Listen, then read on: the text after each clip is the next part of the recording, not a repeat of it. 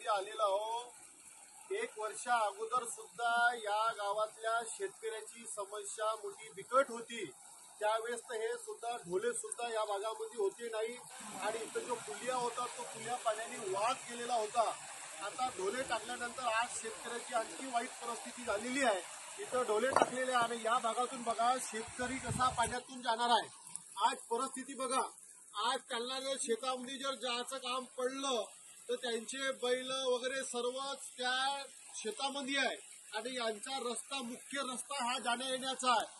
आज पैलानपूर या गावातल्या लोकांना डोक्यावर एवढं टेन्शन आलेलं आहे की आम्ही आमची शेती कशी करायची, बैलांना गायांना जनावरांना पाणी कसं द्यायचं, चारा द्यायला कसं द्यायचं, आपला जर माल निघाला शेतातला तो माल कसा काढायचा आणि आपण या रस्त्यानं कसं जायचं, आज हा प्रश्न मोठ्या प्रमाणामध्ये शेतकऱ्यांसमोर आलेला आहे। मी या भागातल्या शेतकऱ्यांसोबत चर्चा करतो की बाबू का कशी का परिस्थिती, शेत कुठं आहे? शेत माझे नल्याच्या पलीकडे आहे। सतत मागच्या वर्षीच अशीच परिस्थिती होती आणि ह्याही वर्षी अशीच परिस्थिती आहे।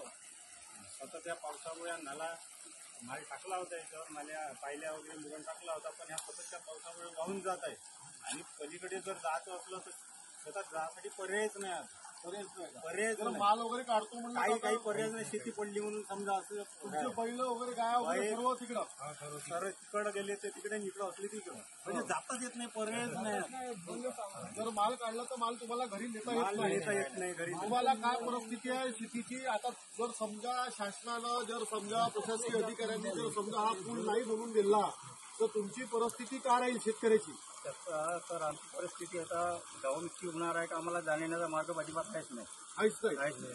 मग शेती कशी कराल तुम्ही? तुमचे तर मुलं बाळ उपाशी मरणार आज, म्हणजे घरची एवढी वाईट बिकट परिस्थिती। जर शेती जर आपण उत्पन्न जर काढलं नाही, जर उत्पन्न व्यवस्थित जर आपल्याला झालं नाही तर मुलांचं तुम्ही एज्युकेशन कसं कराल, शिक्षण कसं कराल, परिवार कसा चालवणार तुम्ही? आज परिस्थिती अशी आली भाऊ का आज आत्महत्या करायच्या पाठीची आली आता काही म्हणजे आत्महत्या करायची वेळ परिस्थिती आलेली आहे। आपले 2 वर्ष झाले ना भाऊ, मागच्या वर्षीचं वर्ष असंच गेलं आहे नापिकी आणि हे पूर आणि हे वर्षीचं वर्ष असंच चाललंय, म्हणजे जाताच येत नाही तर पिकनच काय तिकडे शेती।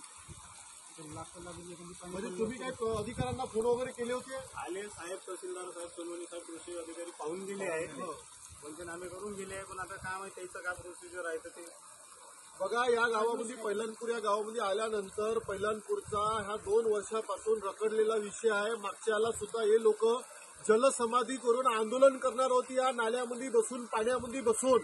आज आणखी यांच्यावर ठेस पाळी आता या वर्षी सुद्धा आलेली आहे। पाऊस मोठ्या प्रमाणात पडत आहे आणि हे जे बांधलेला जो पूल आहे, जसं ढोले टाकलेले आहे, हे ढोले पूर्ण वाद चाललेले आहे आणि आता परिस्थिती बघा पाण्यातून ते कसे जाणार आहे। आज कमराभर पाणी आहे, आज 4-4, 5-5 फूट पाणी आहे। एवढ्या पाण्यातून ते कसं बाहेर तिथं जाणार त्या साईडला आणि शेती कशी करणार? अशी बिकट आणि वाईट परिस्थिती आज शेतकऱ्यावर आलेली आहे। जर तुम्ही प्रशासनानं शासनानं जर याचा मार्ग काढला तर ठीक, त्यात ह्या लोकांची परिस्थिती अशी आहे की आता आमच्या समोर पर्याय खूप मोठा वाईट आहे।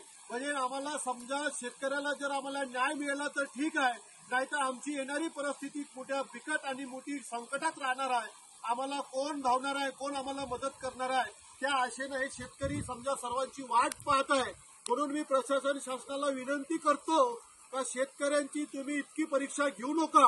या पुलाचा लवकरात लवकर मार्ग काढून यांना कमीत कमी फक्त जाण्याचा मार्ग तयार करून द्या, अशी मी विनंती करतो।